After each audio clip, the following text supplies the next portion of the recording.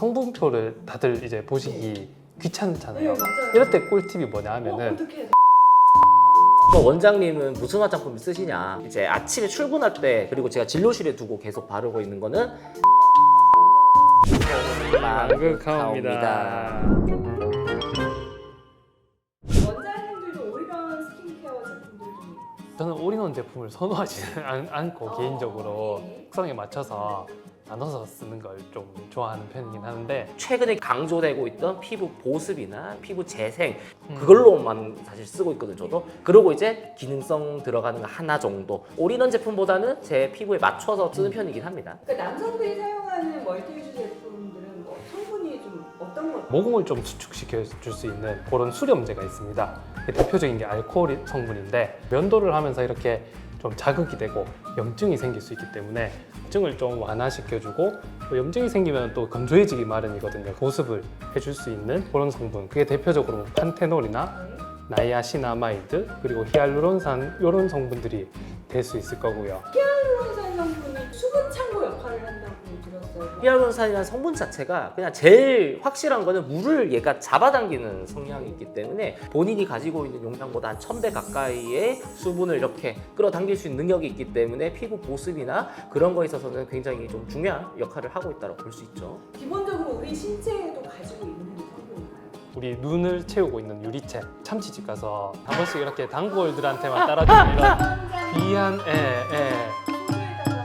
그 귀한 성분이 이제 참치 눈알죠. 단골들만 얻을 수 있는 그런 혜택들이 있는데, 이게 약간 조금 끈적거리는 그런 느낌이 있거든요. 그 유리체 말고도 우리 무릎 연골 사이에 윤활 역할을 해주기도 하고, 피부 관리 케어를 위해서 바르는 순서가 사실 있죠. 뭐 토너하고 에센스하고 기능성 쓴 다음에 마지막 보습제 이렇게 하는 순서가 있죠. 근데 결국 그거를 한 번에 다 네네. 해결을 하는 게 결국 올인원 화장품으로 나와 있는 거고, 그래서 올인원 화장품의 특징은 이 각각의 특징들 하나씩 조금씩 다 들어가 있죠.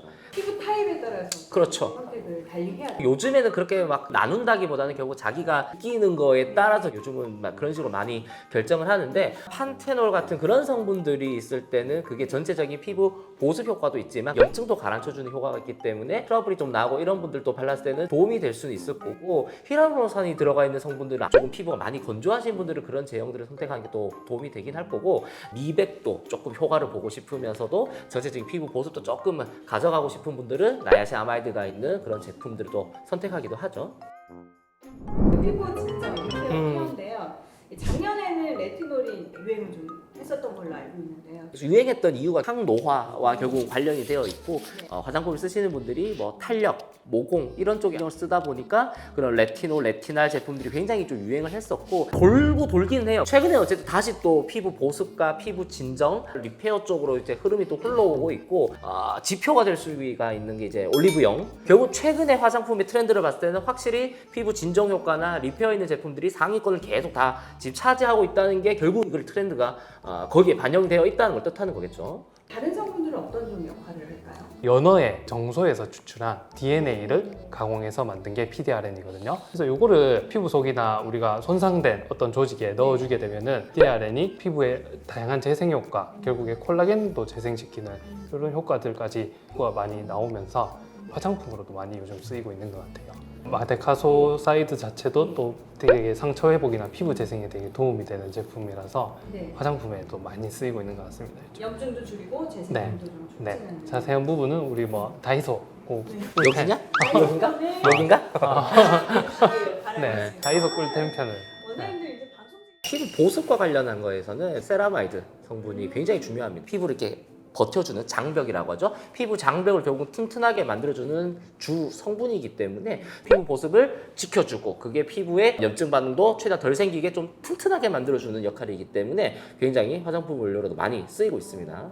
지금 말씀하신 성분들이 좀 어느 정도 들어가야지 우리 피부에서 좀 효과적으로 판테놀은 2% 이상, 네. 세라마이드는 0.5% 이상, 마데카소사이드는 0.1% 이상, 이렇게 보시면 되는데, ppm 단위로도 표시가 돼 있을 수 있거든요. 마데카소사이드가 10ppm 들어있다. 그러면 그건 0.0002% 정도이기 때문에 그거를 이제 비교하기 위해서는 ppm 단위도 어느 정도 퍼센트다. 이거를 좀 알고 계시면 구매하시는 데 도움이 될 거예요. 성분표를 다들 이제 보시기 귀찮잖아요. 네, 맞아요. 이럴 때 꿀팁이 뭐냐 하면은 화장품은 그 전성분을 표시해야 되는 기본 법이 있어요. 예. 그걸 이제 함량이 많은 순서부터 적게 돼 있거든요.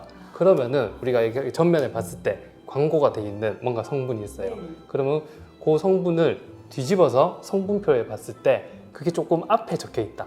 그러면은 성분이 많이 들어있는 거고 그게 저 뒤쪽에 어디 막 온갖 거 다 적혀 있고 저 뒤에 어디가에 있다. 그러면은 성분이 좀 적게 그럼 포함된. 과장된- 구매하실 때 그 메인 성분의 함량이 어느 정도 포함되어 있는지는 그런 걸 통해서 간단하게 조금 그래도 체크하시고 구매하시면 도움이 될 것 같습니다. 꿀팁이네요. 네. 이거는. 뭐 원장님은 무슨 화장품을 쓰시냐? 사실 이 얘기 사실 많이 듣거든요. 이제 아침에 출근할 때 그리고 제가 진료실에 두고 계속 바르고 있는 거는 에스트라에서 만든 아토베리어 크림과 로션을 저는 굉장히 즐겨 쓰고 있고 마지막에 저는 이제 자기 전에 우리 또 군필자들 꽤 있으시겠지만 우리가 PX 때부터 항상 우리가 써왔었던 달팽이 크림 말고요. 닥터지의 이제 이게 블레미시 뭐 레드 크림 뭐 이런 게 있어요. 충성마트 이런 데서 팔기 때문에 굉장히 또 허접스럽게 생각할 수도 있단 말이에요. 근데 그게 정말 저는 보습감이 정말 좋기 때문에 저는 그거를 지금까지 쓰고 있습니다. 마지막으로 오늘 주제에 대해서 두 분의 잔소리 듣겠습니다.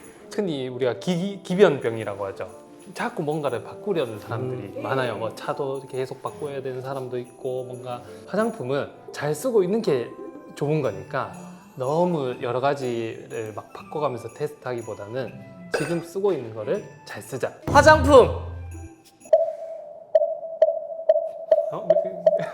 명심하세요 하면 그냥 짤만 달면 끝일 것 같은데. 꾸준히 열심히 잘 바르자. 명심하세요.